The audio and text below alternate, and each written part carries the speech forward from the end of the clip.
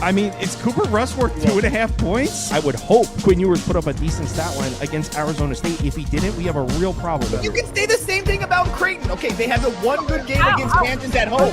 When Toast talks about the kicking market, it's like some earth is flat shit. Andy, true or false, this is going to be a dog walking. Dog walking. This is my dog walking of the day. I think it's going to be very ugly.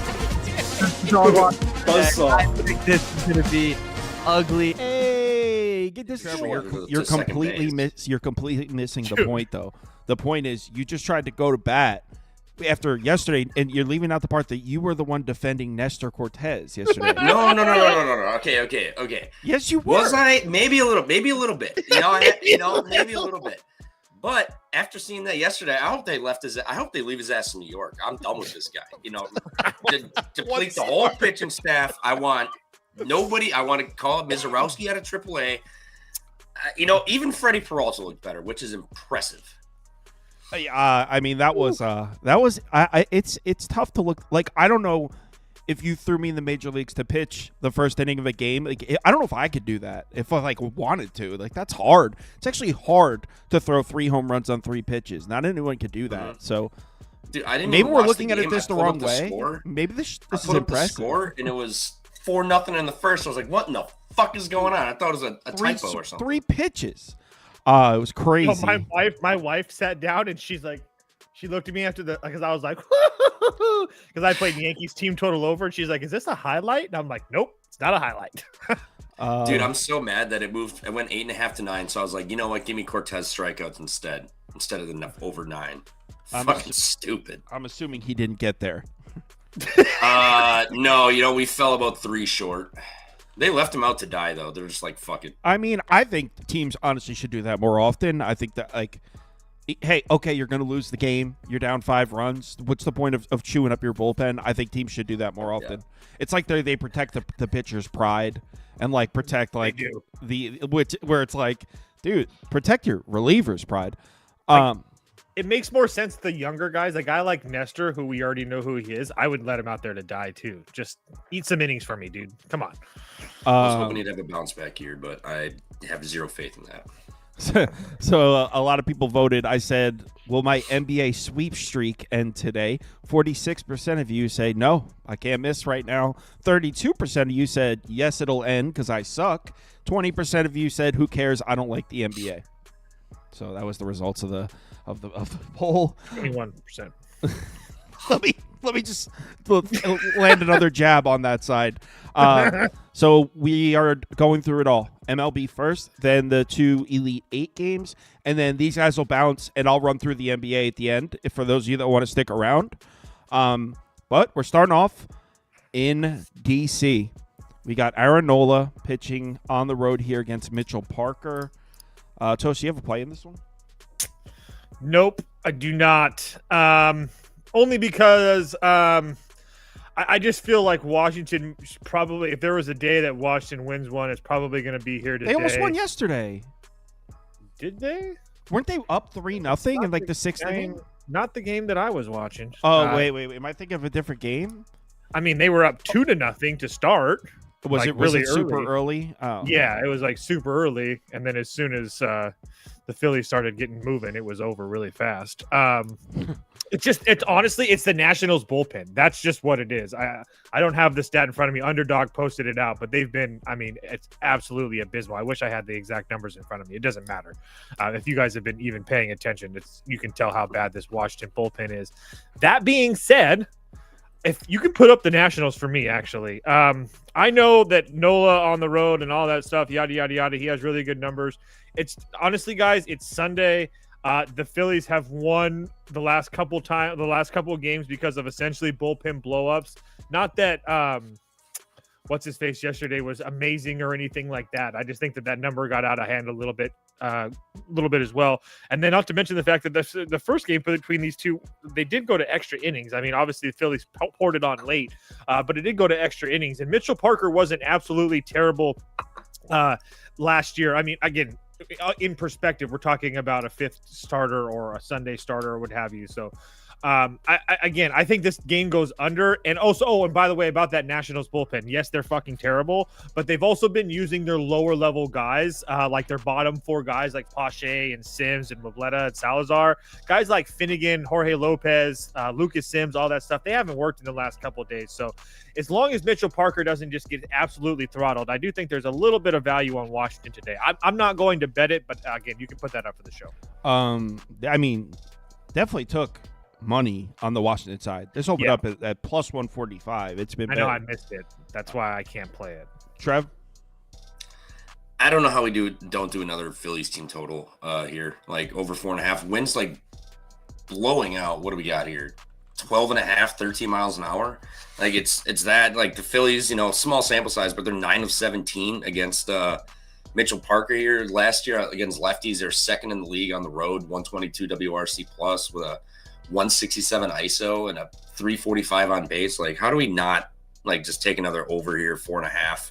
I'm going to take the over 4.5. I'll go down with it. Like Toe said, we get the Nats bullpen involved here. Mitchell Parker, not great numbers against Philly. The wind's blowing out. They crushed lefties last year.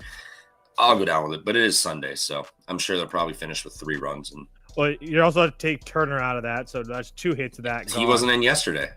Yeah, I know. I'm just saying that he's not going to be in today either. Okay, fair point. I don't care. No, I'm not saying that should change your bet. I was just letting everybody know that he won't be in there today. Let's go back to Yankee Stadium. Let's talk about the Brewers. Nestor Cortez looked pretty sharp. I mean, that was wild. Did you see his warm-up pitching? I mean, like, he had some movement. We had a guest on Legeza. Milwaukee and bleached his hair. That's what he gets. That's what he deserves. Well, Toast, wasn't Legeza talking about that Nestor Cortez stuff was really concerning looking in the spring? Did I hear that correctly? Yeah. I mean, he's been kind of teetering for a while now. I think that he got a lot of bump in Yankee Stadium and he figured out how to pitch well there. But he hasn't been great for a while. So, again, has it been that bad? Not to mention the fact that everybody's making the case about the bats being different and stuff like that. So, big conspiracy theory, which I don't. Yeah, what's up with those bats? They're like chess pieces. Yeah, I mean, people have talked. If it's not against the rules. I was going to say it's not against the rules, and I also think that it's just the fact that they scored so many runs yesterday. Had they scored 2 or 3 home runs, they would have been a tiny smaller story. I don't feel for 1 second that those bats were any reason that they hit 9 home runs. I think they hit 9 home runs because the Brewers can't pitch for shit. I think it was also juiced balls and the fact that wind was blowing out to dead center like 18 miles an hour. It's been juice balls everywhere. I mean, it looks like we'll see, but. Trev, what do you think of your Brew Crew here? Savale, Yankees have seen him a bunch. They didn't dampen the lineup at all. Judge and all those guys are still in there. Goldschmidt's got really good numbers. Small sample size, but really good numbers against Savale. I mean, another over 8.5 here. Like, Stroman will walk some guys. Hopefully the Brewers score some runs, but I'm like, are the Yankees really going to score another like 7-8 runs again? Like, probably not. Probably not, but I don't know. I don't want to sit here. I don't want to say under 8.5 after yesterday. Wind is blowing in, but I'll pick the under 8.5. I'm going to hate my life watching this game. Toast seems to like it. He gave a thumbs up. Yep, 100% agree. I was on the show yesterday and leaned the Brewers, and then I got off the show, double-checked the weather, and saw it was a nice day with over 10-mile-an-hour winds blowing out. That's the only reason I bet the Yankees team total yesterday. I didn't bet the Yankees team total because I was like, oh, my God, they're going to kill Nestor. I just thought the ball was going to fly. It was going to be either them or the Brewers. I ended up picking the Yankees. They both cashed. It didn't matter. But today is a completely different situation. It's 45 degrees. Wind's kind of blowing in. I know that Savale and Stroman are 2 of those guys, especially Stroman's the guy that's like, oh, my God, he's freaking terrible, yada, yada, yada. But at the same time, both these guys have terrible numbers against the opposing lineup, especially in their career.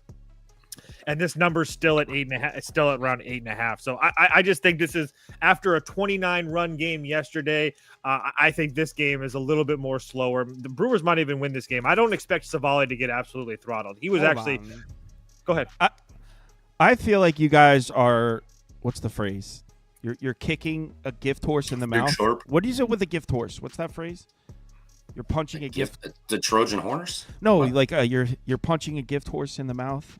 What the hell's a gift horse? A gift horse. That's all right. Now you're making me feel. There's something like the phrase is like they're giving you something easy, and you're, dude. Yankees at -140 at home. The Brewers are trash. That whole division is trash. What are we doing? Stroman pitches better at home. Savale, all right. I mean, I guess some people like him a little bit. You still can't say Brewers have the starting pitching advantage. Maybe it's even. Even if you don't like Stroman, maybe it's even. What are we doing You here? can probably play Stroman. The Brewers have an advantage. The Brewers have an advantage starting pitching. Savale was dog shit on the road last year. Someone. Hey, I don't have his numbers. Let me look at his numbers, but I know he was an absolute dumpster fire. Hold on. Don't look a gift horse in the mouth. Why? What is that? They said You're the one that brought it up. Dude, he had a 578 road ERA last year. Like what? I've never once heard anything about a gift horse. I I've swear to never in my God. mouth. Look, people in the comments know it. It's like Must be some Jersey thing. it's not a Jersey thing, bro. It's not I my. don't know. It's not my fault. You don't have a television set out there. Television set? What? There's two people from other sides of the country have no idea what you're talking about. We literally have the whole U.S. covered in a span here. We let's got move on. the East Coast, Alaska, and then Middle America here, and Dude, nobody's heard of a gift horse. Hold on. I'm not. I don't want to hold the show up. Have you ever heard the gift horse phrase? I bet you yes is going to win this poll. That's like a thing, dude. No. That's a thing. I Definitely swear. a Jersey What do you think? I just made it up? I think it's just a Jersey thing. You know, it's normal to you guys. It's a what the hell are you talking about to everybody else? Let's get the votes come in. I won't waste any more time on the show, but It says the saying "Don't look a gift horse in the mouth" means you shouldn't criticize a gift even if you don't like it very much. right. So the Yankees money line at -140. That's a gift horse, and you shouldn't look. You I failed it. wouldn't okay, bet I'm not Brewers gonna pretend to money line if understand that's what it. you're getting at. I'm not gonna pretend anymore. Yes, Yankees at -140 is the gift horse, and then you shouldn't look it by not betting it. Yeah, just I still have no idea. 53% say no, 46% say yes. So maybe I'm the gift surprised horse that is not as well known as I thought. Oh, that was funny. Let's move on to Baltimore, Toronto. Toronto at -130, looking like a bit of a gift horse here. Damn it! I was gonna say that. Damn it! You stole my line. So, Trevor, true or false? The Blue Jays at -130, gift horse. No, this gift horse is terrible. I mean, they scored some runs yesterday, yeah, but that bullpen's trash, man. Orioles are cooking. I don't know what the lineup's looking like today if they held anybody out. Blue Jay, I don't know. I mean, I don't like this gift horse at all. I kind of like Baltimore again.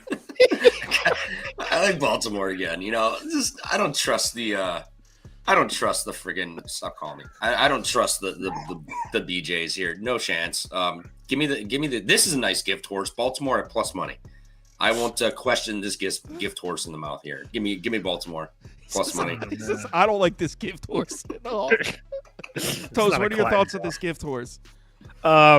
It would be under 9 or pass for me. I don't know. I don't really know what to think about Chris Bassett as a whole, but I do trust him pitching a little bit in Toronto a little bit more. I know that his numbers. I know his numbers on the road.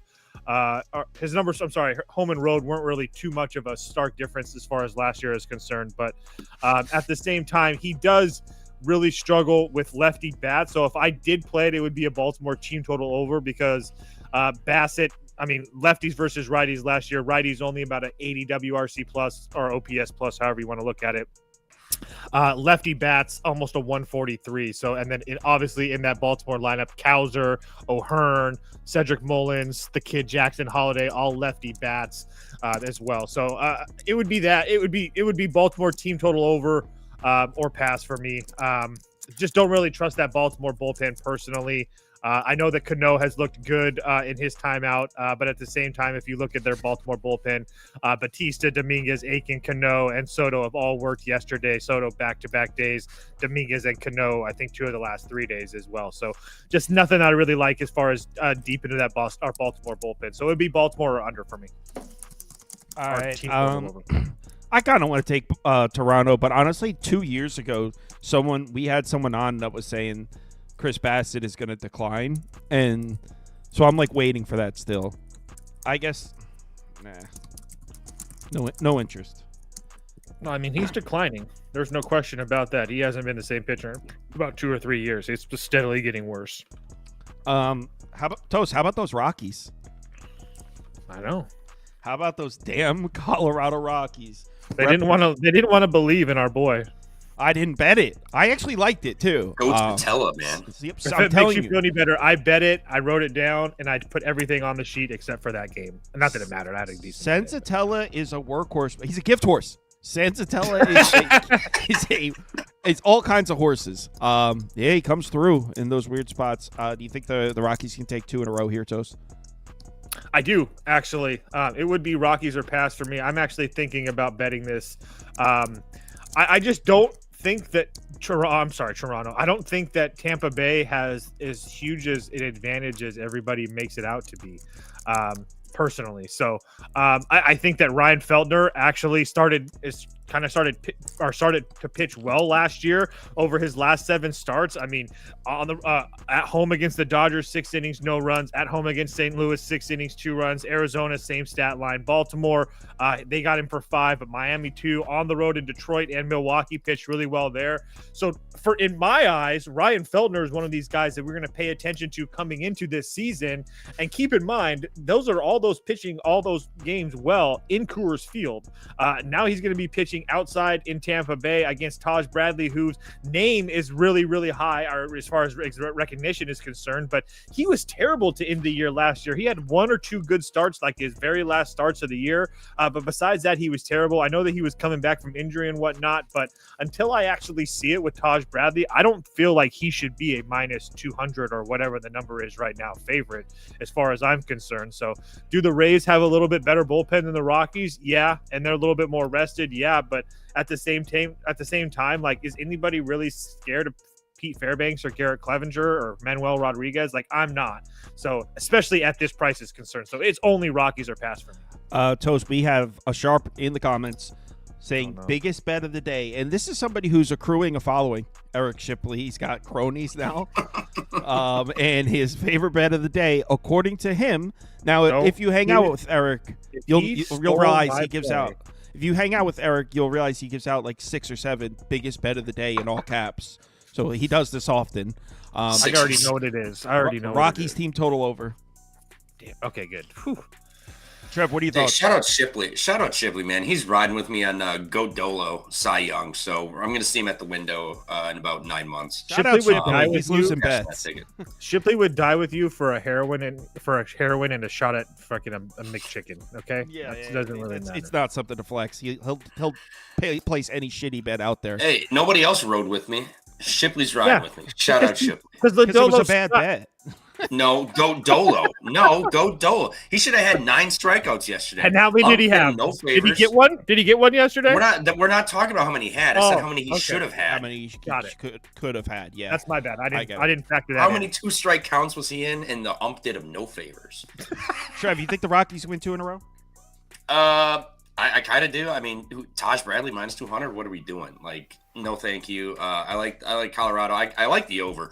I think we're going to see some runs here. You know, Taj Bradley, this is a home game technically, but away from home, like in the Dome, the Trop last year, he had like a 47% hard hit percentage. Like, I think we're going to get some runs. Wind's blowing out. It's 80-some degrees out. I like the over more than anything in this game, especially after how many base runners did the Rays have yesterday? Like 1,600, and they scored 1 run, 0 runs. I forget what the final score was. I like the over here a lot. Give me the over. Runs. All right. I just gifted subscription, so the chat's about to go nuts. But someone right here, the internet says They used to judge a horse's age by their teeth. So if someone gave you a horse, it's rude to look and see if it's shitty.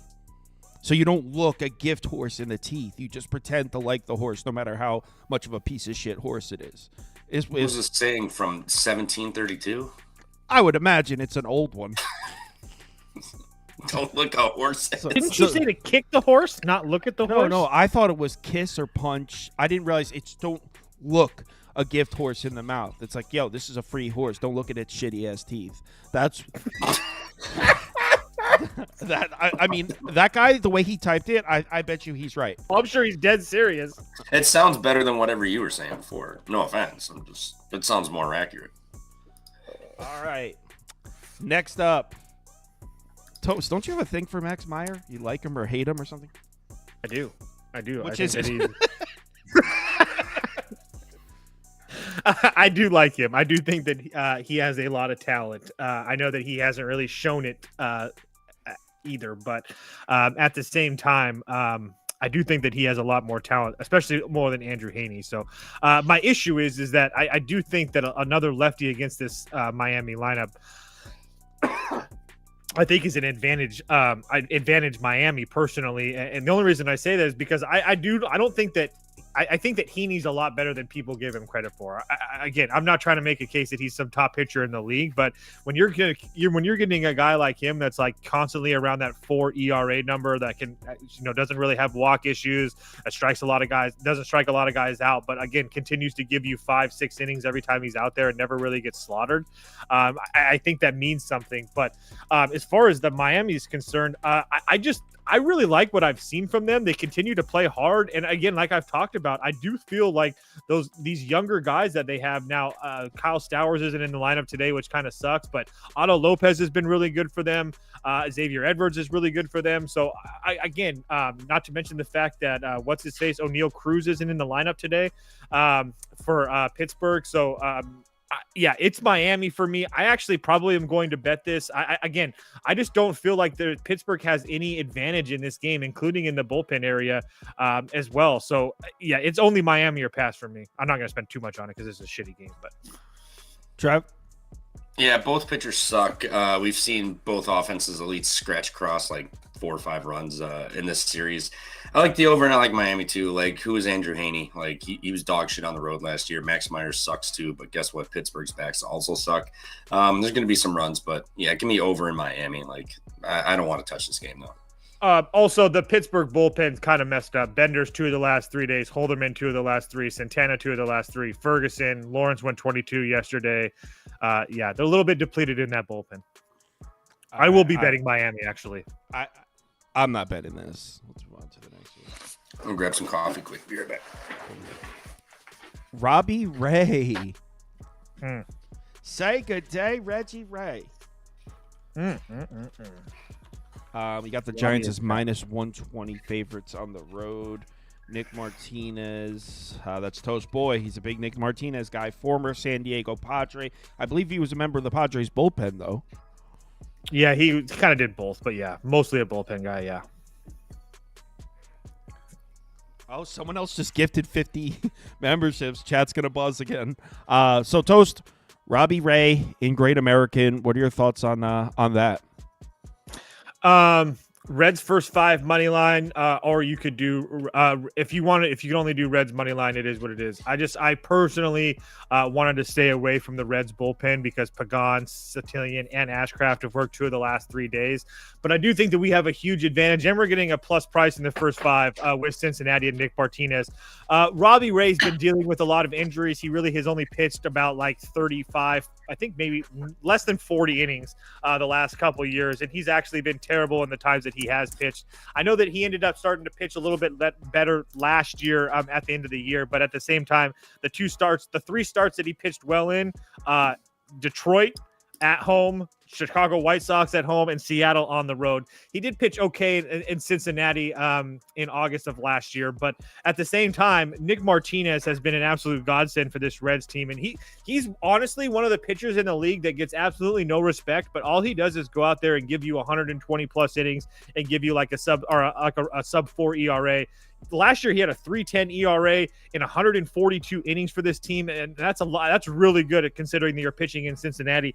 And I like the fact that he ended the year very strong. I mean, a couple road outings, a couple home outings against Houston, Milwaukee, Pittsburgh, on the road at Chicago, Minnesota, Atlanta, Pittsburgh, and has pitched really well against them. Nobody in this San Francisco lineup has like crazy good numbers against him. And the only person that has decent numbers against him is Willy Adames, and most of it's because he hit a home run against him. But besides that, he's like 2 for 8 or 2 for 9 or something like that. So I just think there's a huge advantage for Cincinnati in this first 5. But like I said, I want to stay away from the bullpens because of the Cincinnati bullpen's been kind of taxed lately. So just first 5?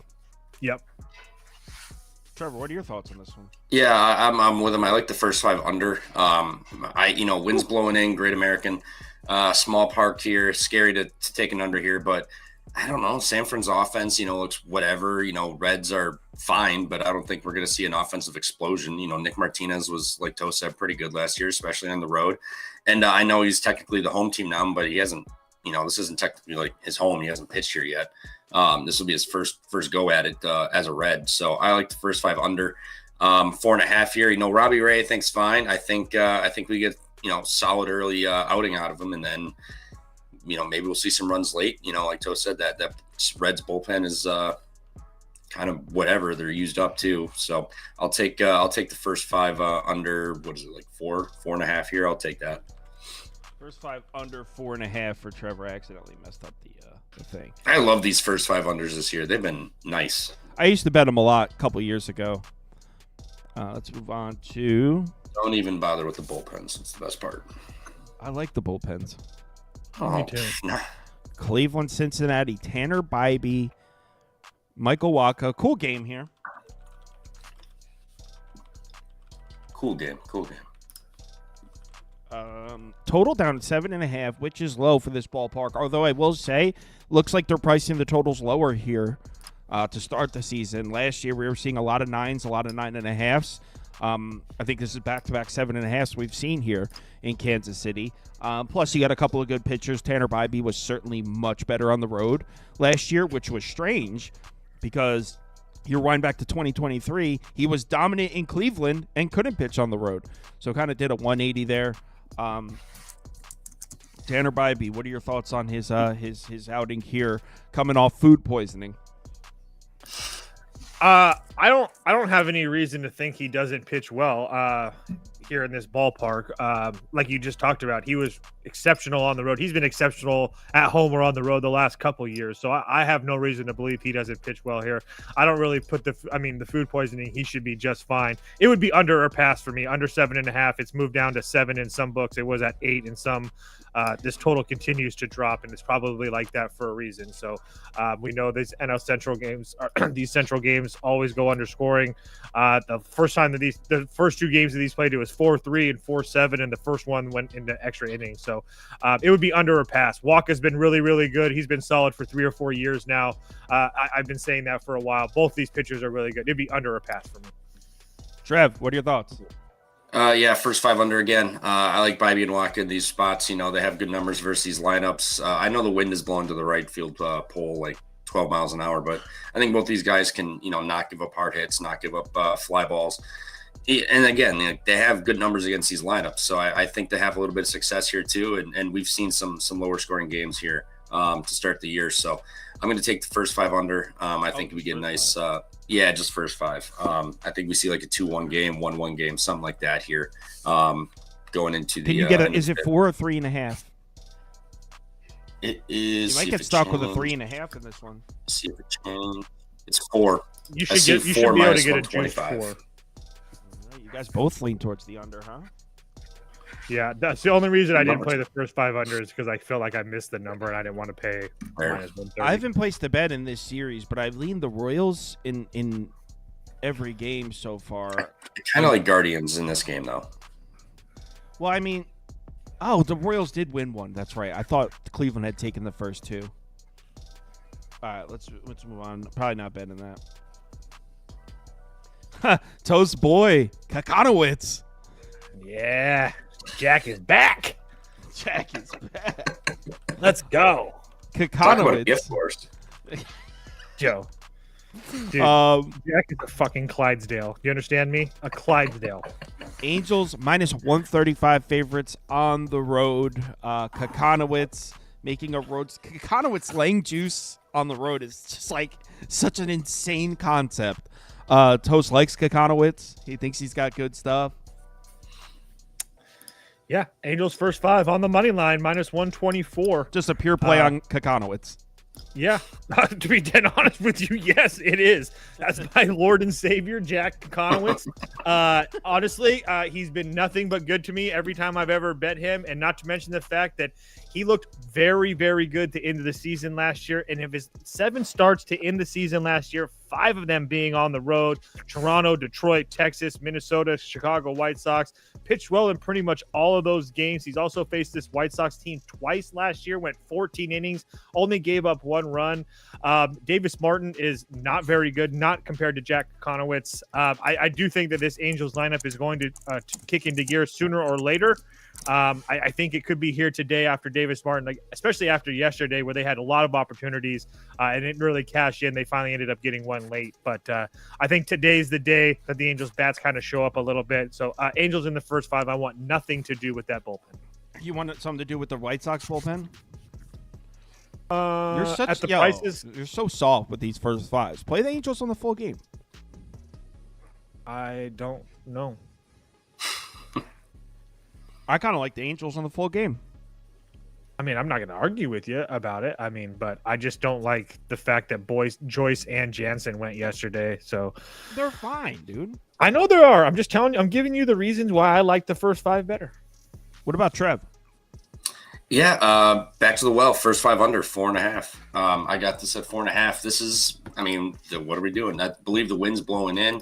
Let me pull this up. Yep, winds. Well, it's blowing in towards third baseline, 14 to 15 miles an hour. Like, Kakanowitz, absolute goat. Like Toast said, Davis Martin, he's all right. He got touched up a little bit by the Guardians and Mets to end the year last year, but those teams were one of the hotter teams in the league at that point. So I'm just going back to the well. This is just system play. Both these offenses are terrible. And I think the pitching matchups are all right. Davis Martin, not so much, but Kakanowitz, he was solid last year, for Kakanowitz standards. So I'll take the first 5 under again. Just rinse and repeat. No offense. Dude, no, it's offense. okay. It's just I said no offense. You can't get mad. him and Hayden Birdsong. Just keep on telling you guys. God, Hayden Birdsong. Yeah, I'm giving you guys these people. Keep in mind, I'm giving you guys these people a year before they even sniff the Major League Baseball. I'm telling you guys to be good. Before they even sniff it, Trevor. Both these guys now have jobs in the major leagues. Okay.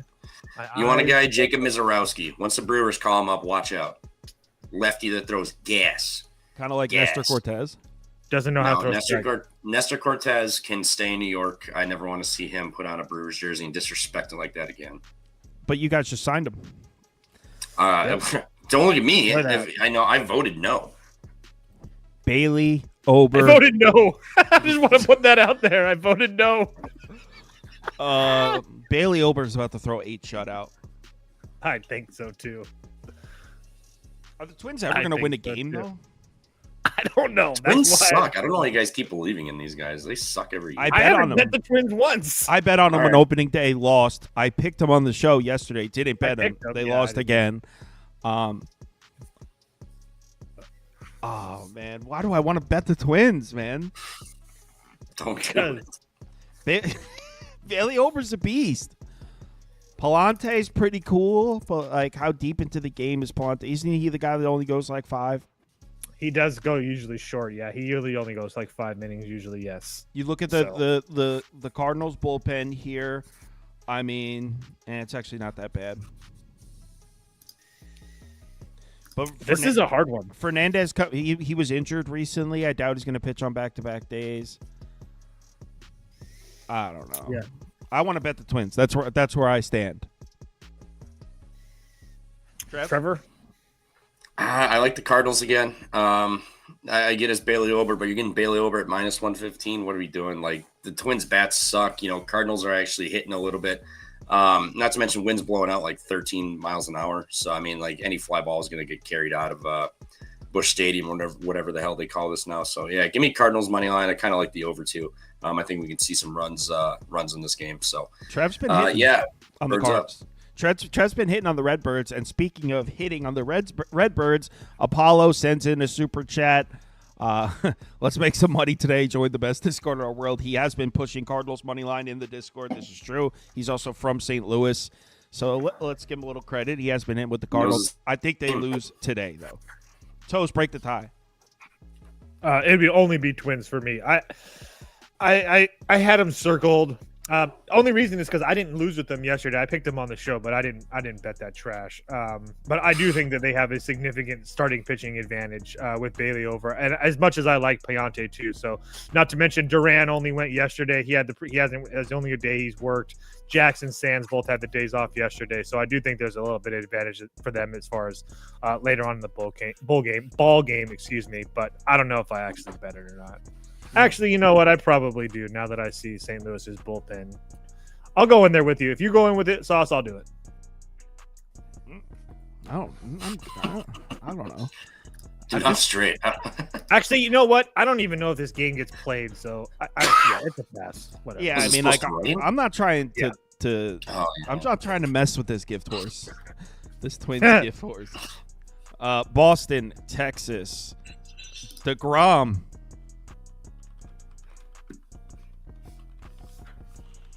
Easy money. Taking the Sox, right? Texas first 5-run line for me. This is one of the first plays I bet yesterday. Do you even know if DeGrom can still pitch? It's Jacob DeGrom. Yeah, when he was sweet. I don't sweet know. last year. I agree. He was untouchable. For what? A week and a half? I only need him for 4 innings. I don't need him for a week and a half. I don't even know if he can give you that. So the hate out of your mind right now is absolutely unreal. Hate. Sorry, I'm trying to be logical. There's definitely something there. I'm pretty sure if he was wearing a Mets uniform, he wouldn't have this type of tone that you have right now. He doesn't fit the overall pride of the team, and he doesn't fit. So I'm just throwing some things out there. But yeah, I played Texas first 5 on the run line -125. Laid a little bit of juice with it. Really haven't been impressed with this Boston offense. Again, yesterday I had Boston on the first 5. I took a loss there. Not really worried about it, but the Boston offense is kind of pretty bad right now. I mean, if Devers isn't really doing anything, Christian Campbell hit a home run yesterday, but I don't know how much you can really expect from that. I mean, besides that, they're not really getting any extra base hits. Again, I'm just not in a position where I feel like that Boston has a huge advantage as far as their lineup is concerned. And Richard Fitz is not a guy that I trust at all against this Texas lineup that sooner or later is going to start hitting a little bit better as well. You know it's -130, right? Yeah, I paid -125. Oh my God, this is a bad bet. All right, go on. Keep finishing. I'm good now. It's so bad. Go ahead. Boston first 5 money line. No, I'm just kidding. Go ahead. I do want to bet Boston though. Boston's the move here. You're paying an awfully steep price for Jacob DeGrom, who, let's be real, hasn't had his mojo in 4 years since he took off the greatest uniform in the sport. That is a fallacy. That is a straight fallacy. When he has pitched, he has been fine. If you want to say he hasn't pitched a lot, that's cool. You can say that. He doesn't have the same pizzazz. Anybody that follows the sport knows that. Right, Trev? Yeah, I mean, it's 100% right. How do we know how much we're going to get out of DeGrom? He could easily just throw at his freaking elbow or arm, like, first pitch into the game. Let's bet Boston. I'll bet this with you. No, yeah, I'm on Boston money line too. That Rangers bullpen is taxed as hell too. Give me the Rangers. This is a pure line of the name Jacob DeGrom. This could easily be 1-0 Rangers after 5, but when he leaves, they're cooked. Let's go Boston +150. Are you serious? I got a +154 on FanDuel right now. Oh, feed it to me. Yep, and not to mention, I have Rangers -158 here. So a little bit of more value here on Boston. This is a pure name line of DeGrom. Give me the Red Sox. Devers has pretty good numbers too, actually. What does he got? He looks fantastic. Yeah. A perfect way to get out of your slump. Not facing Jacob DeGrom when you're Jacob 0 for 11 DeGrom. with 10 That's strikeouts. right. Rafael Devers, 3 of 8, 2 doubles, 1 strikeout. He makes contact. Small sample size. He's hitting. He's slugging against him. Let's go. Rafael Devers, monster day today. He carries the team. And Boston in gets Toast's the win defense, he does look like death. No, he does. He looks terrible. awful. He looks terrible. All right, I'm in on the Red Sox plus 154 on FanDuel. Just posted it to the Discord. I don't hate the Red Sox as far as the money line is concerned. I want to make that clear for everybody in the comments because the Texas bullpen is an absolute shit show right now. When Toast heard, guarantee you, when Toast heard there was a plus 154 open, part of me was like, damn, I wish I was on that. Not even for 1 second. But I'm too committed to Jacob DeGrom that I can't even pretend like I like Boston because of Jacob DeGrom. It's not even a question for me. The All right. advantage is way too big in the first part of this game. Kyle, I'll see you at the window. Yeah. I'll send a thumbs up emoji, a couple fire emojis later when we cash. And DeGrom, fire after he gives up a Take a bomb. horse carriage together and hold hands on your way to the window. Just don't stare at his mouth, the horse's mouth. Toast. For those of you that don't know, Toast lives in Alaska, and the local sports networks there are Seattle and San Diego, mostly. No, Seattle. you know what's crazy is I can't even watch Mariner games now. Why? Because they're blacked out on Major League on MLB Network on the pass, and then they don't have a cable provider like Root Sports, and I'm not gonna pay to watch just Mariner games. Well, count yourself. So lucky do you you don't still have listen to watch the Seattle Mariners game. local radio? Well, Seattle, San Diego, I love the radios. I love. So my radio what's shows. the current talk in Seattle sports radio right now? Woo, boy. It's something. I think part of it though is that you have to understand, especially with Seattle's concern, they're so used to losing and not spending money and all that stuff. So it's kind of hard for them to really complain that much. I guess. I mean, they're in a free fall, but regardless of what you think, they also feel like this Oakland A's team is a lot better than people give them credit for. So, yeah. I'm on Oakland first 5 here today, personally. Let me see what the number is really quick. I think it's only like plus 115 or something like that. I'm sorry, plus 140. Jesus, a way bigger number than I thought it was. So you're getting this price because Seattle has Brian Wu on the mound. He has really good numbers against this Oakland team. I will give him that. But this Oakland team also saw him 4 times last year, and I think that gives them a little bit of an advantage here today. None of them have like crazy good numbers, but also none of them have like crazy bad numbers either. I mean, Seth Brown, Rooker, JJ Bleday, Soderstrom, all of them have decent looking numbers against them. All very short sample size, but he's not like absolutely dominating this lineup. And at the same time, Seattle versus left-handed pitching is a spot that I'm probably going to be trying to fade at some point. I know that some of these guys have decent numbers, like Randy Arozarena and Donovan Solano for his career is a decent has decent OPSs versus left-handed pitching. And I guess Ryan Bliss and the 34 plate appearances he had last year, whatever, has decent numbers versus left-handed pitching. But to command this huge of a price, I just think is absolutely insane. So I don't really want to get involved with this with the Oakland bullpen. Mason Miller went yesterday. Leclerc is the guy that I want to see come back before I trust him because he did blow a save to this Seattle team. And then Ferguson's worked 2 of the last 3 nights, and so is McFarland, to be honest with you. So I don't really want to worry about this game later on in the innings because Seattle's bullpen is fully rested and ready to go. But I truly believe in the first half of this inning, especially for the price is concerned, I think that Oakland has to be the play. I did bet Oakland, but I just feel What's like the this price is plus 140. I can't even say I'm mad at that. It's absolutely insane. And not to mention the fact that Oakland is, again, they're playing better. And if you're getting a team that's playing better, and I don't think that Seattle has a huge starting pitching advantage, is Brian Wu better than JP Sears? Yes. But is he 100? JP Sears was pretty cool last year. I know. That's my point. And he's a lefty. And again, I just don't really trust the Mariners bats in general, but more or less versus left-handed pitching. I think that they have a couple guys that their numbers look somewhat decent, but has Randy Arozarena, again, and he'll probably hit a home run today now, but has Randy Arozarena really done anything that's like made you in like, oh my God, I really got to figure out a way to get this guy in my hit parlay or anything like that? No. So again, the price, it's more than anything, it's just a play on the price. This price is absolutely ridiculous. At minimum, this should be like Oakland plus 115 or something like that. So Nadal in the comments says Mariners have no offense, and shout out to Nadal. He's the one that I bought 50 people memberships, then he bought 100 people memberships to the channel. So shout out to Nadal for that. I'm sure the people appreciated it. Cool. Right now, the memberships don't do anything. It's just you get a cool logo next to your name. I am going to do something with that. I think I'm going to have a members-only chat on the screen where that it's like bigger so we can see like who like that. That's what I think I'm going to do. But as of right now, the memberships don't do anything. There's a cool toast sticker that you can play. I saw that too. I saw Kyle did that. There's a toast sticker? Yeah. You didn't see I I thought you did that. I probably did, but I don't remember when I do shit like that. It's just a piece of toast, but it's like the Sauce Network, and then there's a piece of toast. There is a toast emoji. Isn't that awesome? I was like, yo, that's dope. Trevor, what are your thoughts on this game?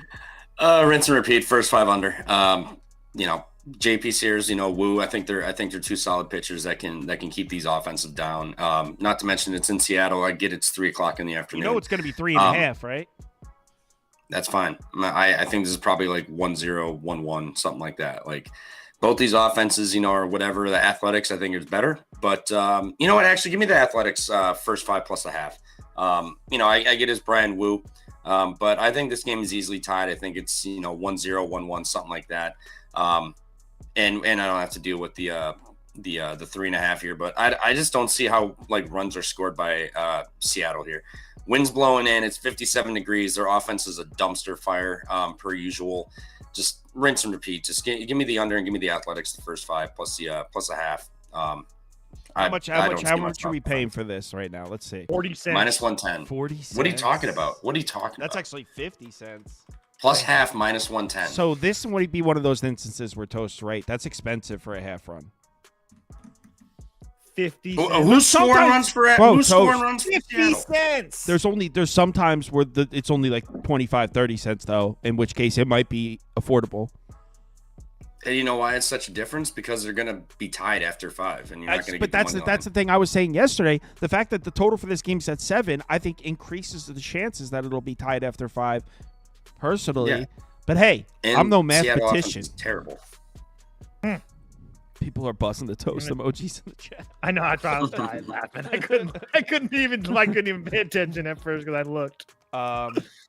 Diamondbacks short favorites here. Snakes got the win last night, right? I think thank God. No. Sorry, I had the Cubs. I had the Cubs when we won. You had the Cubs. Right. I was on the phone with you, and you're Suarez like, "Yo, hit, Suarez." I'm like, Suarez, "Yo, what? Yes. What do you mean?" I remember now. Suarez hit a 2-run home run in the 9th, but that was to make it 4-3. The Cubs were still winning. Actually, I'm pretty sure the Cubs made a great defensive play to end the game. No, they did. I was just about to say, if you were one of the 4 people that saw me in that weed parking lot going crazy in my car, it's because Dansby Swanson went crazy and I had to go. I just didn't know what to do. So, we got the Cubs we got real lucky. If you tailed me with the Cubs or you bet the Cubs yesterday, you got pretty damn lucky because that 9th inning, obviously Suarez hit that home run. They had 2 men on. Corbin Carroll hits a dribbler to shortstop. They misplay it, and then I don't even remember who ran over the bag, and then it was out. So very, very lucky here today. I'm going back to the Snakes though. That's what I'm about to do. Snakes at home for me. Probably one of my more favorite plays of the day. First of all, what do we know about Arizona is that they can absolutely smash left-handed pitching if they want to. Guys, especially with the guys that they've brought over, like Randall Grichuk is very good against left-handed pitching. Gurriel really good against left-handed pitching. Obviously, Marte really good against left-handed pitching. Gabby Marino close to an 800 OPS versus left-handed pitching as well. So obviously, Arizona's better versus right-handed pitching. They're one of the better lineups in baseball. But I just wanted to point out that their offense doesn't fall off a cliff versus left-handed pitching. Not to mention the fact that they have like a 900 home OPS as well. And I also think that this is kind of a spot that we're going to get like these small numbers on Eduardo Rodriguez, because what happened last year, he looked absolutely terrible. He came over and signed all that money after being in Detroit and having all those family issues and whatnot. And he looked absolutely terrible. But again, he was almost like a completely run, as far as ERA or whatever is concerned, he was almost like almost 2 runs worse than he has been his whole career. And he only threw 50 innings last year. Yes, That's I was it. going to say it's a very small sample size, and I also have a hard time believing that's the type of pitcher that we're going to see coming out to start the year. So if I'm wrong, so be it, and I'll take an L here. But also, his last 5 starts or so, he didn't really look terrible. He had a bad start against San Francisco, but he pitched well against the Padres on the road in Colorado, against Milwaukee, which obviously that's pretty easy. Didn't really look terrible against the Dodgers either. And I just feel like this is a really good spot for him to pitch well here at home. Not to mention the fact that as far as the bullpens are concerned, everybody in the Arizona bullpen is rested and ready to go. Justin Martinez only threw 9 pitches yesterday. Puck Thompson and Mantiply, none of those guys worked yesterday. I really, really like. Oh, and by the way, the Chicago bullpen as well. Presley went 2 of the last 3 days. Porter Hodge 2 of the last 3 days. Hodge will be available though. I doubt Presley will. Maybe like 2 of the last 3 days, pitches. and you're pushing almost 35. You might be right. I don't know, but regardless, I doubt Presley pitches though. regardless, they're not in a good position late in this ball game. It's a huge advantage to Arizona later on in this ball game. So Arizona money line for me. It's either that or Texas is my favorite plays of the day. I'm with you on this. I'm with you on maybe we're getting a little bit of a discount here on the price based on Eduardo Rodriguez's small sample size. People forgetting how high his ceiling was just right before that. And it's like this dude goes from having the potential to be one of the better starters in baseball, and then all of a sudden one season where he's injured and he only throws 50 innings where he wasn't all that great. It's like, oh, now he sucks. Now he's a short favorite over Matthew Boyd at home. I think we've moved the needle way too far. With Toast 100% here. I'm going to bet this one. Don't give a shit what Trevor has to say. No, seriously. The fuck did I do? Hold on. That came out differently. I just meant like I'm going to bet it now. I don't care if Trevor's about to take the – because normally I would wait to hear everyone's opinions, but it came – that's not what You're just walking yourself in a bigger hole. All right, Trevor, go on. I'd love to hear what you have What to do you say fuck me for? No, I meant like I'm going to bet it now. I don't care. I'm going to bet it now before hearing from Trevor because like he can't talk me off of it. That's what I meant. Oh, that was funny. Because What if I told you the Cubs aren't winning today? Let's go Diamondback. Come on, boys. Come on, boys. Snakes money line. Retweet what Toe said. Eduardo Rodriguez. Short price. You're with me? Yeah, I'm with you guys. All right, cool. You didn't even let me talk, and you told me to frig off, basically. Oh. Damn. All right, Diamondbacks up. All right, you agree with us? Yeah, everything Toast said. The bullpen advantage. Eduardo Rodriguez, like you said, people forget how good this guy was. You know, if he had a little bit of an offense 2 years ago with Detroit, he would have been. He was damn good. He was really, really good. You know, Detroit's offense was better last year, you know, for Detroit standards, and their pitching was elite. That's why they made that run. The year prior, had they had a little bit of offense, I think Eduardo Rodriguez would have been a huge trade piece. You know, the fact that the Snakes got him fairly cheap, I like that. And I think, you know, this is a cheap price. He's coming back. He's got to work into it, but Cubs just went on a crazy game winner yesterday. You know, they're in Arizona. They probably went out partying, doing whatever at night. No thanks. Let's go Snakes. Get it done here at home. And then like Toe said, lefties versus Snakes, never a good idea. So Snakes up. I just bet it. Just posted in the Discord. I'm ready. Snakes up. Next up. Yo. Dude. Braves might suck. I lost a lot of money. Braves are frauds. God, I lost a lot. I swept the NBA. I watched that whole game. It sucked. Want to know how bad the Braves were? I swept the NBA. Went 3-0. I placed I bet one baseball game. It was the Braves. And still Did I? I might have and still barely finished in the green because I bet the Braves 4 ways, like half unit on the first 5, half unit on -1.5. Total. I bet the Braves 4 ways. So because the Braves lost, I had a 3-0 NBA sweep and barely made any money yesterday. Thanks, Braves. Thanks, Braves. Dude, can we just say that Randy Vasquez needs a little bit of respect? No, on his name? that was a reflection of he got lucky. No. We're not going to let Toe's victory lap shit here. First of all, he liked the Braves with us. That's number one. I did. I love the Braves. And that's my fault for disrespecting Randy Vasquez. It's not. That's what I'm trying to tell you. It has nothing to do with Randy Vasquez. So, number one, you agreed with us on the Braves. Number two, that was a reflection of the current state of the Braves lineup, not Randy Vasquez. Randy Vasquez is not good. He's not a good starting pitcher. He's going to get lit up. What that did was that instilled false hope into people that believe in Randy Vasquez. No, sorry. I was already sky high on Randy. I don't think that it matters. Didn't really Yeah, move the you needle being for sky me. high on Randy doesn't mean shit. What do you like in this game?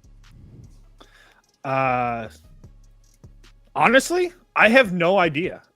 You're not going to have Manny Machado's going to sit today, so that's a positive, I guess, if you want to bet the Braves. Did he get hurt? Yeah, It looks like he pulled something. he should be fine, but I doubt that I'm almost positive he doesn't play today.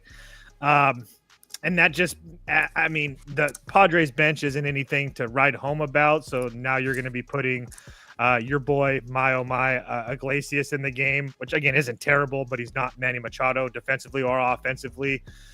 The Padres, the thing is that I don't mind Nick Pivetta at all. But at the same time, I don't really know what to expect from the Padres bullpen. They've been asked to work a lot the last few days.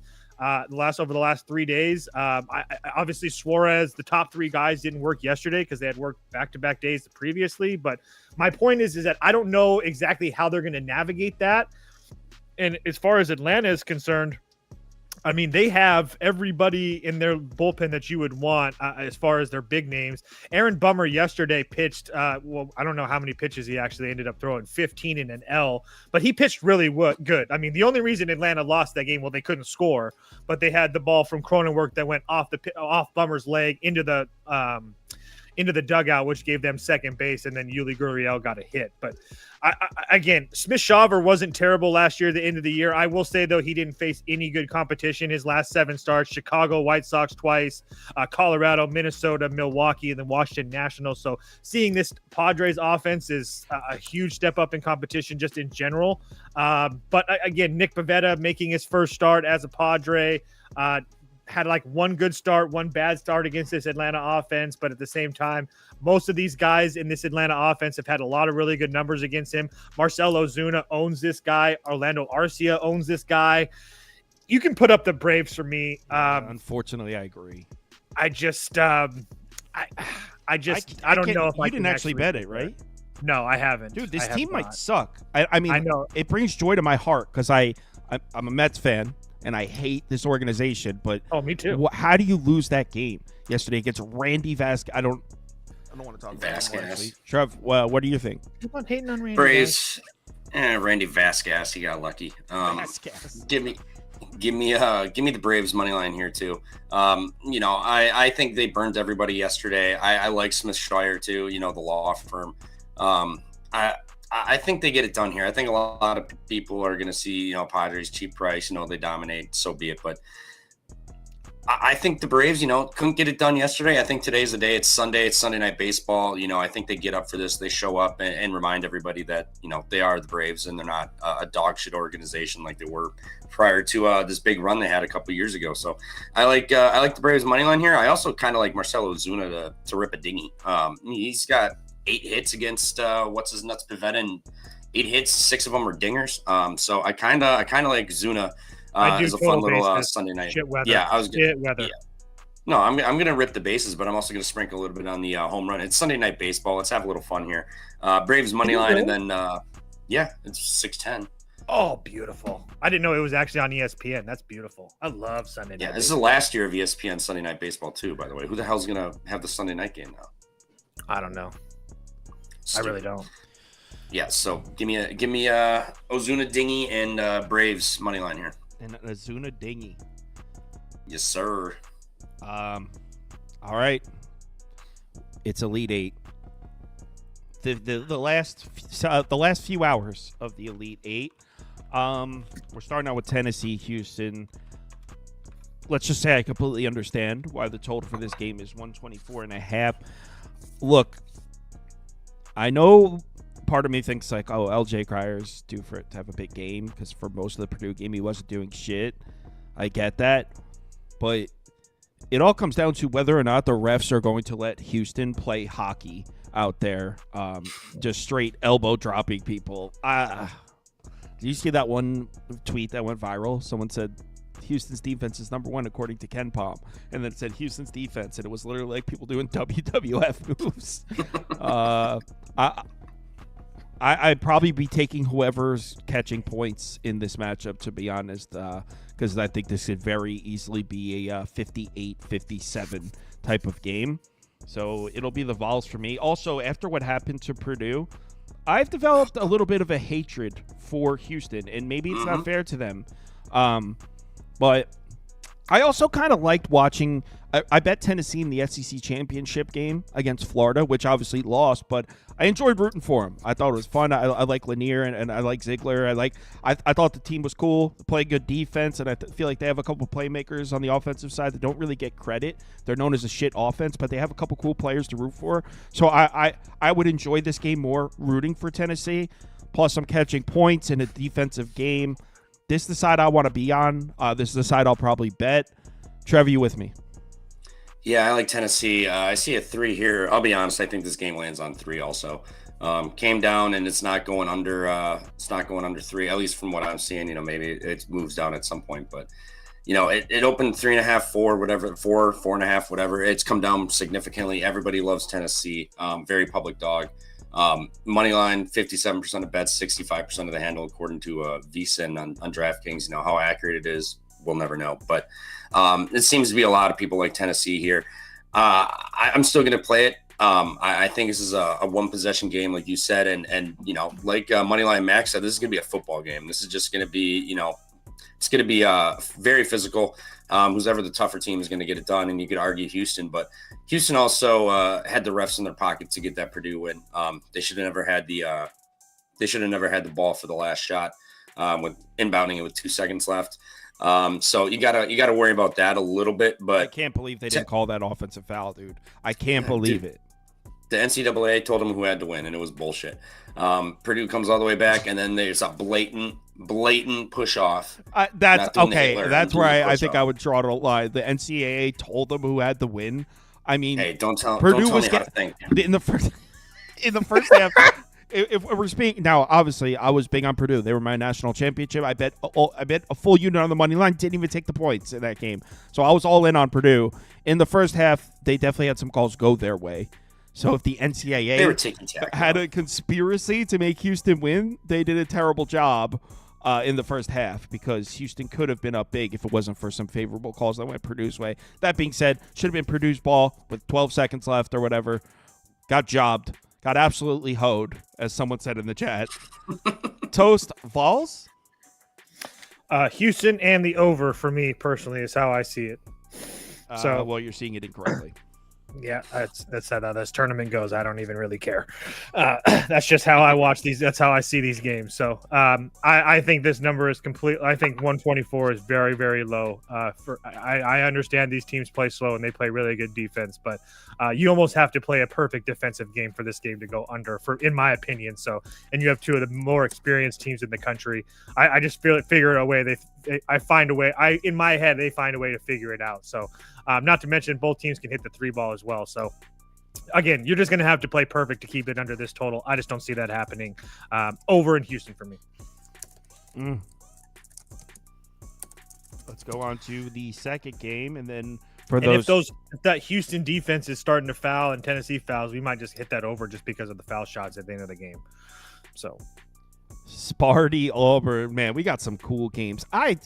Look, I get it. Everyone likes to see upsets in this tournament. Yesterday's games were great.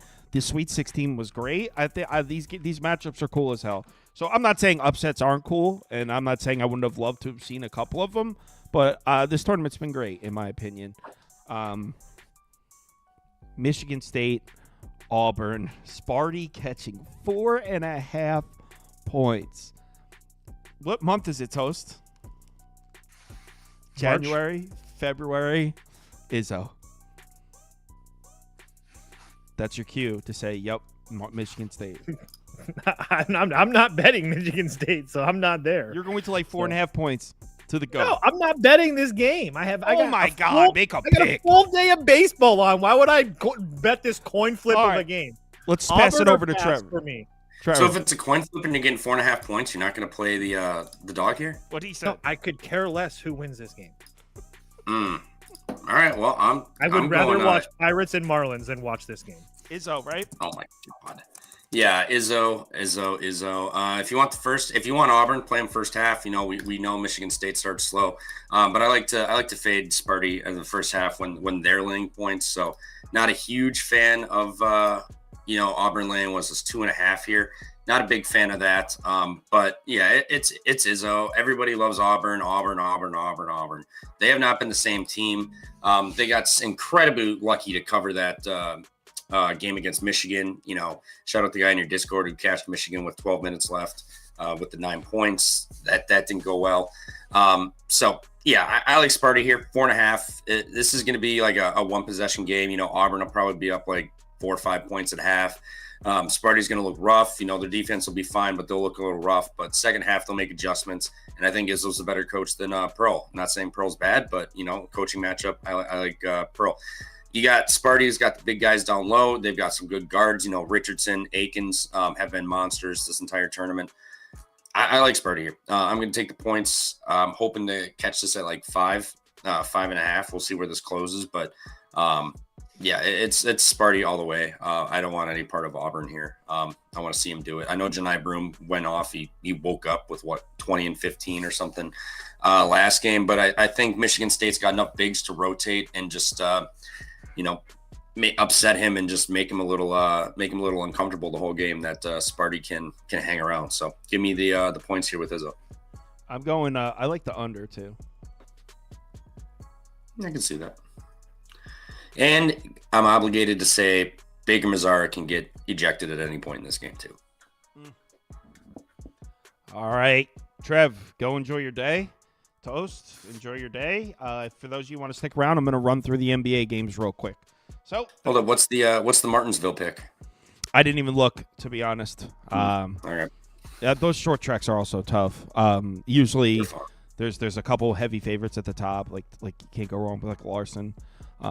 There's a lot of the most talented drivers are able to do well on these really short tracks like Martinsville. So I would probably take a favorite to finish in the top 3 if I was to bet it. But like I said, I didn't look. So I'm in a NASCAR league with my friends just for funsies, and I picked Slowy Slogano to win this one. Martinsville is not a track I would try to get risky or take any because the best drivers tend to. There's a lot of opportunities to make passes, and it's not like just draft and stay in your lane and don't fuck up and be there at the end. We're like a kind of a crapshoot at the end.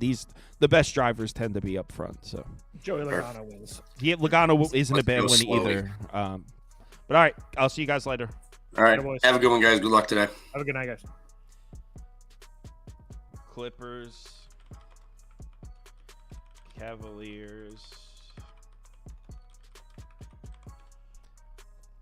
Clips, Cavs, didn't bet this one. There's no Kawhi Leonard for the Clippers. That makes this a little confusing. The problem is the things I would like for Cleveland, they don't really apply. I would expect Cleveland to get on a transition and score points on the run against the Clippers. The Clippers have been more profitable against teams that don't run. Problem is the Cavs' fast break has been absolutely terrible. In the last 5 games, they're 28th in transition efficiency. So I don't know how we lay points with the Cavs' fast break if it's been one of the worst in the league in the last 5 games. And the Clippers against 3-point shooting teams, 17-9 against the spread, against the top 10 teams in 3-point frequency. So when the Clippers play teams that shoot threes, they cover at a very high rate. All Cleveland does is shoot threes. So it would only be Clippers for me here. I didn't bet it because with no Kawhi Leonard, I don't really felt too much of a crapshoot. I had this one at about 6.8, so I guess at +8. I believe I said last night if they were to give me a 9, I would bet it. I believe that was my stance on it last night. So Clips or pass. Next, Blazers. I'm not even going to do a poll because I'm going to run through these quickly. Blazers, Knicks. I took Portland here plus 8.5. Let's see where it's at now. Looks like it's mostly at 8. Oh, ESPN bet dropped it to 7.5. Looks like you could still get an 8.5 on BetMGM, but for the most part, it's down at 8 now. So yeah, I got Portland here. Look, the injuries. Let me make sure there's no injury updates because injuries are a concern in this one on both sides, but specifically the Portland side. Yeah, same as last night. There's no Scoot Henderson, but honestly, I was looking at his EPM numbers. Portland might be better without Scoot Henderson right now. I don't mean that to take a shot at him. He hasn't been good. In fact, my motto when I took Scoot Henderson out of the rotation and replaced it with one of their depth players, the line actually got closer. It went from like 6.8 to 6.1. So I don't think Scoot Henderson being out should really move the needle. Simons being out would move the needle. But the truth is, this should be a pretty good matchup for Portland. The Knicks are not a team that shoot threes. This is a team that attacks the interior. They take a lot of mid-range shots. That plays directly into the strength for Portland. They've been very profitable against teams that don't shoot threes. In fact, if you want to fade Portland, wait until they play a three-point shooting team. Because against teams that take shots inside the three-point line, they've been very profitable. 29-1 against the spread, 15-10 against the spread against the top 10 mid-range and paint frequencies. Yeah, it's a solid matchup for Portland. 8's a big number. I got 8.5 next. Bucks. I am on Milwaukee here. I got -3.5. Where's it at now? It's at 4. So, oh shit, MGM's got it up at 4.5 now. I'd still play it at 4. It really comes down to. Let me look at injury report. Yeah, Giannis is still probable. If I get screwed here and Giannis is ruled out, whatever. But if Giannis plays, in my opinion, this should be up at 5.5, 6. So if you can get, I got -3.5, even -4 might be worth a small bet. It's a good matchup for Milwaukee, again, if Giannis plays. Atlanta's a team that runs in transition. You don't need me to tell you that. They do a lot of running. They're second in the NBA in transition frequency. So this is one of the most frequent offense in the NBA when it comes to running in the fast break. The reason I'm bringing this up, Milwaukee's been very profitable against those type of teams. The Bucks are 17-9-2 against the spread against the top 10 teams in transition frequency. They're actually about 500 against teams that don't run. So you want to bet the Bucks, you want to bet them against teams that run in transition. Hawks definitely run in transition. Also, what else do the Hawks do offensively? Attack the paint at a high rate. That's been the identity of the Hawks this entire season. This is not last year's Hawks that shoots a lot of threes. This Hawks team attacks the paint. They do it a lot, and they're good at it. This is a good interior offense. Why is that an angle for Milwaukee? Because that's the type of offenses they've been profitable against. Milwaukee's actually struggled against teams that can't score in the paint. Against the bottom 10 paint offenses in terms of efficiency, the Bucks are 9-17 against the spread. So betting Milwaukee against good interior offenses has actually been profitable. Betting them against bad interior offenses, it's cost you. So the Bucks shore up against these good offenses that can score down low. Like I said, if Giannis plays, this should be up closer to 6. So at 3.5, good money. I like to bet. Golden State, I'm good. Let's see, do we have an update on Steph? Nah, Steph listed as probably. I no interest here. I still think the Spurs can play a little better than they have been. So they look like shit, but like they did cover against Cleveland the other day. And I still think with Chris Paul at point guard and Steph Castle and Vassell, I still think they have potential to score points. Therefore, I feel like they're always a dangerous team to lay a big number to. Charlotte, New Orleans, good God. I said I would lean New Orleans here, but I don't know if either team wants to win this game. Honestly, the Pelicans have been better against bad teams than the Hornets have. So I would lean towards New Orleans, but remember, there's no Zion. Zion's not playing, no Brandon Boston, no CJ McCollum, not to mention who's already hurt. No DeJounte Murray, no Trey Murphy. I mean, pretty much the entire starting 5 for the Pelicans from the beginning of the season are out for this game. So I guess Pelicans, but I'm good. Yeah, I'm skipping. All right, let's put the poll up. All right, we want to talk about this one, right? If you want to trash me, we'll talk about this one. And I know everyone wants to make fun of me for this one. Guys, it's a good matchup for the Suns. I'm going to put in a piece of nicotine to talk about the Suns because I'm about to get... All right. You guys know my history with the Suns, right?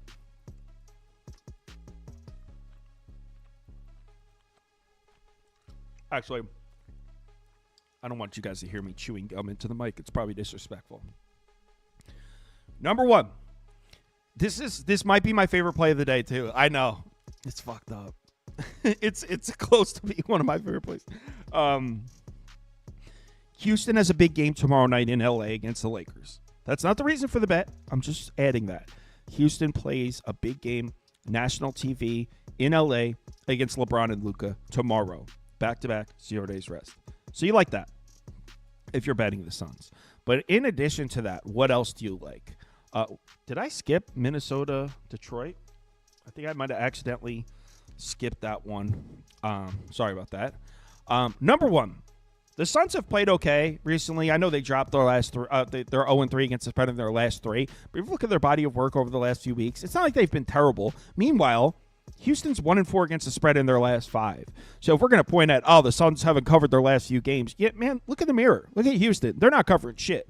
So betting Houston has not been profitable recently. But really, I'm looking at the strength of schedule here. In the last 10 games, the Suns are 3rd. The Rockets are 24th. The Suns have played a much more difficult schedule than the Rockets. Now, we should see a slow-paced game, which I guess would favor the Rockets a little bit. They've been more profitable in slow-paced games. But really what I'm looking at is right here. The Suns' offense against the Rockets' defense. Houston's been much better against offenses that attack the paint all year. Against offenses that shoot threes, Houston struggled. Obviously, we know the Suns definitely shoot threes. Houston's below 500 against the number against these teams that could shoot outside shots. Is it really down to 1.5 now? No, it's at 2. Yeah, I got 2.5. So you can still get the number I got. I personally have this at Phoenix plus 0.5. So at plus 2.5, I thought there was enough value there to take a bet. I think the Suns win this game. I think the Rockets get caught looking ahead a little bit till tomorrow. And by the way, there's no Tari Eason, who's a big part of that team. He's a big defensive piece. He rebounds. No Tari Eason for the Rockets in this one. Good. Poll is flooding in. Ski, what are you doing up on Sunday morning, Ski? It's 9 a.m. in Vegas. Ski, you didn't even cover on Houston against Purdue. You didn't even cover. See, this is a clear-cut case of Ski not seeing things clearly.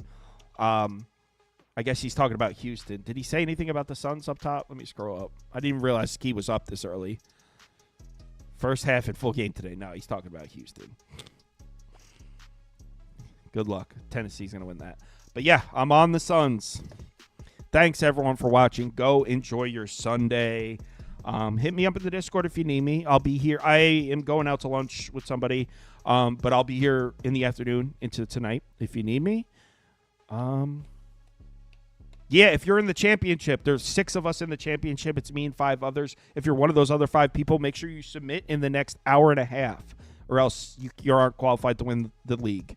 So if you're one of the 5 people, actually, I'll bring them on the screen in case you're one of the 5 people and you didn't even realize you were. Boom. So the winner of the homeless division was McIver. So McIver, make sure he might have already submitted. He's usually pretty on it. Southpaw won the medium well division. Bad Plumbing went to Cincy Kid. And then let's go to the bottom half here. Peruvian Flute Band division, Wolf Daddy got the win. He plus 7.31 units. Shout out to Edwin, too. Had finished the week almost 5.2 units and lost. That was a pretty strong division. Shout out to myself for winning the Big Hoss division pretty comfortably. And then Hans took the Cops comfortably. So if you're one of those people who won their division, make sure you submit today by 2 p.m. New league starts tomorrow. So there's a lot of people that joined this week that wanted to get in on the league. Everyone starts at 0 tomorrow. So if you want to get in on the betting league, make sure you submit. I'll be posting it tonight, probably around 2 a.m. You'll have about 16 hours to submit to get in. So I'll announce it all. Everyone, enjoy your day. Bet responsibly and all that. Later, guys.